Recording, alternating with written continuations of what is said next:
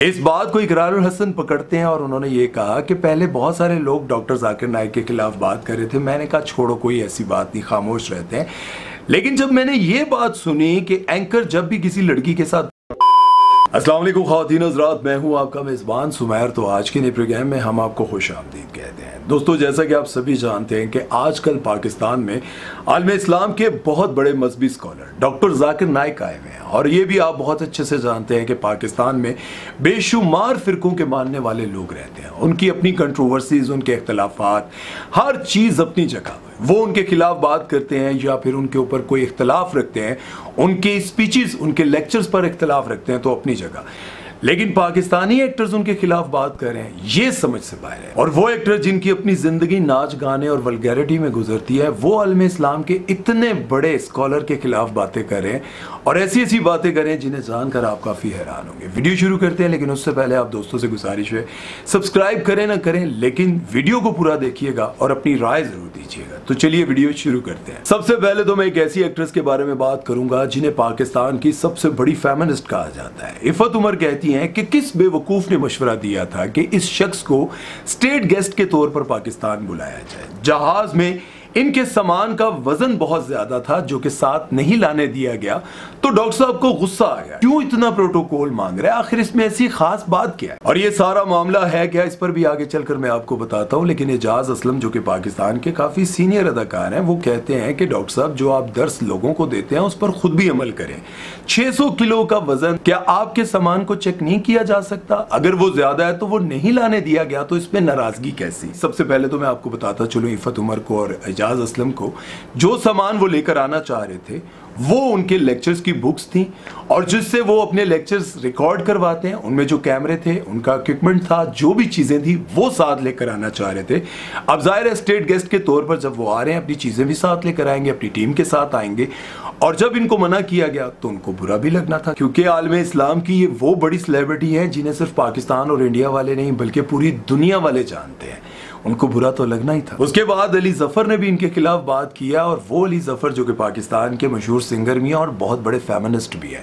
Feminist कैसे हैं ये तो मैं आपको आगे चलकर बताता हूँ। डॉक्टर साहब से किसी लड़की ने ये सवाल किया कि अगर कोई लड़की किसी नौजवान से मोहब्बत करती है और उससे उसकी शादी नहीं हो पा रही और वो चाहती है कि मेरी शादी किसी नौजवान से ही हो, अगर नहीं होती तो वो किसी और के साथ अपना रिलेशन रख ले या इस तरह की कोई बात की, तो उसका जवाब उन्होंने देते हुए ये कहा कि अगर कोई लड़की जिसे नौजवान लड़का पसंद है, अगर उसको नहीं मिल रहा तो उसके पास दो ही चॉइस है, या वो किसी बच्चों वाले से शादी कर ले या फिर बाजारी औरत बनकर अपनी जिंदगी गुजारे। सबसे पहले तो ये क्लियर करता चलूं कि उनकी उर्दू अच्छी नहीं है, या तो वो हिंदी में बात करते हैं या फिर वो इंग्लिश में बात करते हैं, उनके अल्फाज पर ना जाए। उनका कहने का बेसिकली मतलब ये था कि अगर कोई नौजवान लड़की किसी को पसंद करती है, किसी नौजवान लड़के के साथ शादी करना चाहती है और नहीं हो रही, तो वो किसी नौजवान के साथ बिला वजह रिलेशन रख के, हराम रिलेशन रखकर अपनी जिंदगी बाजारी औरतों की तरह गुजार सकती है। और दूसरी चॉइस उसके पास ये है कि वो किसी बच्चों वाले के साथ, यानी कि जिसकी पहले शादी हुई हुई है,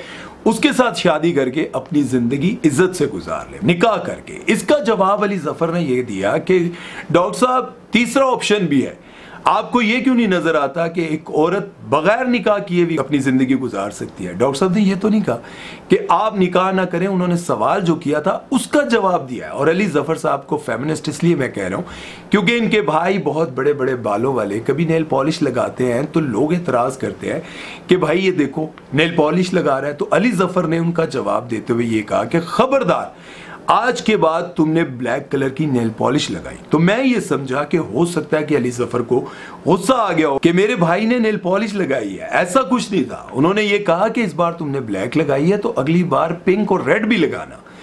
मतलब जिस चीज से अल्लाह ने मना फरमाया वो कहते हैं कि ये अगली बार करके दिखाना। और अगर आप सबको याद हो तो अली जफर वही हैं जिन पर मिशा शफी ने इल्जाम लगाया था कि ये मुझे हरास करते हैं और ये रो रो कर दुनिया को दुहाई दे रहे थे कि मैंने ऐसा कुछ नहीं किया। और मैंने इनके हक में बड़ी वीडियोस बनाई थी। लेकिन एक आलम इस्लाम के बड़े मजहबी स्कॉलर के खिलाफ आप इस तरह की बातें करेंगे, हमें ये बिल्कुल भी अच्छा नहीं लगेगा और ना ही हमें उम्मीद थी आपसे। अब आ जाते हैं मिशी खान पर, जिनको मैं जाती तौर पर बेपनाह पसंद करता था और मैं ये समझता था कि जिन सोशल इश्यूज पर बहुत सारे बड़े बड़े एंकर्स बात नहीं करते, उन पर ये बड़ी दलेरी से बोल लेती है। लेकिन यहाँ पर मुझे दुख हुआ जब एक लड़की ने डॉक्टर जाकिर नाइक से ये पूछा कि जितने भी लोग इस्लाम की पैरवी कर रहे हैं वो जलील और ख्वार क्यों हो रहे हैं। तो इस पर डॉक्टर साहब को बड़ा गुस्सा आया और उन्होंने लड़की को जलील कर दिया। मतलब उनको गुस्सा आया, उन्होंने कहा कि आपको अल्लाह से माफी मांगनी चाहिए कि जो अल्लाह के रास्ते पर चल रहा है, आप कह रही हैं कि वो जलील और ख्वार हो रहे हैं दुनिया में। आपको अल्लाह से तौबा करनी चाहिए और यकीनन करनी चाहिए, क्योंकि जो भी अल्लाह और उसके रसूल की बात मानेगा इस्लाम पर आएगा और इस्लाम के दुश्मन इस पूरी दुनिया में, इसमें कोई शक नहीं। और उन्होंने ठीक कहा। लेकिन मिशी खान कहती हैं कि जावेद अख्तर और डॉक्टर जाकिर नाइक जैसे लोगों को पाकिस्तान बुलाते क्यों हैं, इनको इतना प्रोटोकॉल देते क्यों हैं, इनको इतनी इज्जत देते क्यों हैं। बात यहां पर यह समझने की है कि जावेद अख्तर वो शख्स है जो इंडियन फिल्मों में बेहुदा किस्म के गाने लिखता है और बेहुदा किस्म की शायरी करता है। उन्हीं गानों पर रोमांटिक सीन बनते हैं जिन्हें देख देख कर न जाने कितनी दुनिया की लड़कियां लड़के बर्बाद हो जाते हैं। लेकिन दूसरी तरफ आप उस शख्स को कह रही हैं जिनके हाथों सैकड़ों नहीं, हजारों नहीं, बल्कि लाखों लोगों ने इस्लाम कबूल किया। और तो और बहुत सारे फनकारों को और कोई इशू ना मिला तो उन्होंने इस इशू पर भी बात की कि ये भी उन्होंने बड़ा गलत किया कि पाकिस्तान के सबसे बड़े यूट्यूबर डकी भाई ने जब उनको ये कहा कि मैं दुनिया में 3 ही लोगों का फैन हूं, एक विराट कोहली, एक शाहरुख खान और एक आपका। अब आप अंदाजा लगाएं कि इतने बड़े मजहबी स्कॉलर को मिलाया किसके साथ जा रहा है, तो उनको ये बुरा लगा। कहते हैं कि आप मुझे मिला किनके साथ रहे हैं, आप मुझे शाहरुख खान के साथ बराबरी में खड़ा कर रहे हैं, आप मुझे विराट कोहली के साथ मिला रहे हैं।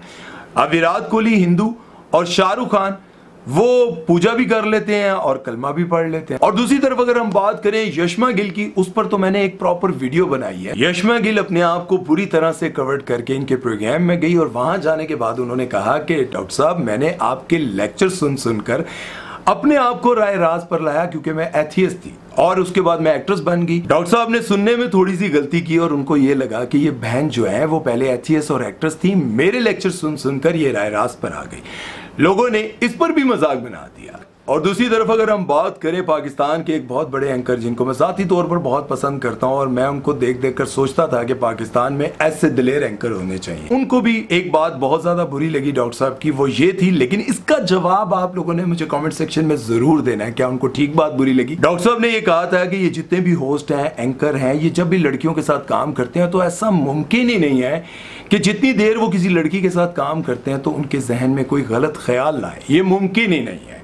इसलिए ये काम करना बिल्कुल भी जायज नहीं है। इस बात को इकरारुल हसन पकड़ते हैं और उन्होंने ये कहा कि पहले बहुत सारे लोग डॉक्टर जाकिर नाइक के खिलाफ बात कर रहे थे, मैंने कहा छोड़ो कोई ऐसी बात नहीं, खामोश रहते हैं। लेकिन जब मैंने ये बात सुनी कि एंकर जब भी किसी लड़की के साथ काम कर रहे होते हैं तो ऐसा मुमकिन ही नहीं उसके दिमाग में कोई गलत बात ना आए, ये बात उन्होंने कहा कि मुझे बहुत बुरी लगी, मुझे समझ नहीं आई और उन्होंने बहुत कुछ कहा। इस वीडियो के कमेंट में जाकर मैंने पढ़ा, बहुत सारे कमेंट्स मैंने पढ़े जिसमें लोगों ने ये कहा कि हाँ भाई आपको तो बुरा लगना ही है क्योंकि आपकी तीनों बीवियां जो हैं वो एंकर हैं और आप खुद भी बहुत सारी और लड़कियों के साथ काम करते हैं तो आपको तो ये बुरा लगेगा।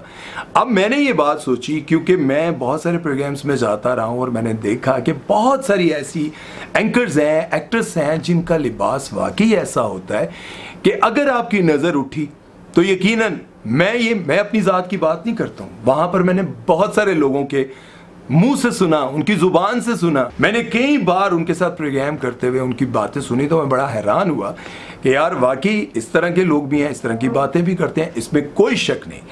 लेकिन बात यहाँ पर यह समझने की है कि ये जितने भी लोग इनके खिलाफ बात कर रहे हैं तो सोचना तो ये चाहिए कि आप और हमने सब ने अपनी अपनी कब्र में जाना है। कभी आपने सोचा है कि आखिर हम सबको वही लोग क्यों बुरे लगते हैं जो हमें नमाज की दावत देते हैं? आखिर वही लोग हमें क्यों बुरे लगते हैं? क्योंकि ये सब कुछ इसलिए होता है कि गुनाह करते करते हम रोते नहीं हैं, माफ़ी नहीं मांगते। कहते हैं गुनाह करने के बाद दिल के ऊपर एक काला डॉट लग जाता है और अगर हम उस गुनाह की माफ़ी नहीं मांगते तो वो काला डॉट वहीं रह जाता है और उसके बाद हम गुनाह करते हैं तो वो डॉट लगते रहते हैं। हमें अपने गुनाहों पर नदामत भी नहीं होती, शर्मिंदगी नहीं होती, ना हम रोते हैं ना हम माफ़ी मांगते हैं।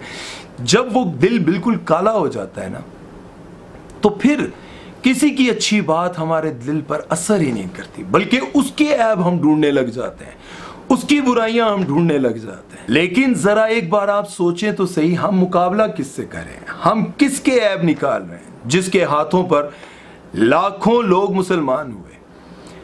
अगर उनके उनके रवैये पर किसी को इख्तिलाफ है तो गुस्सा आ जाता है यार। उम्र का तकाजा है, चीज़ें हैं, काफ़ी सारी हैं। एक तरफ पाकिस्तान के बहुत बड़े बड़े फनकार, बहुत बड़ी बड़ी सेलिब्रिटीज़ को आप कहते हैं माफ़ कर दें यार, गलतियां तो सबसे होती हैं, आप मेरी बात बहुत अच्छे से समझ रहे हैं। उनके बड़े बड़े ऐबों को देखकर कहते हैं कोई बात नहीं यार, हो जाती हैं। और दूसरी तरफ इतने बड़े मजहबी स्कॉलर जिनको पाकिस्तान, इंडिया नहीं बल्कि पूरी दुनिया के लोग जानते हैं, जिनकी इज्जत पूरी दुनिया के वो लोग करते हैं जो इस्लाम और अल्लाह और उसके रसूल की इज्जत करते हैं, वो भी इंसान है। वो अपने आप को वली या फरिश्ता नहीं कहते, वो भी इंसान है, उनसे भी गलतियां होती हैं, उनको भी गुस्सा आता है, माफ़ कर देना चाहिए, दरगुजर कर देना चाहिए। अपना ख्याल रखिएगा, दुआ में याद रखिएगा। सुहैल चौधरी को दीजिए इजाज़त। अल्लाह हाफ़िज़।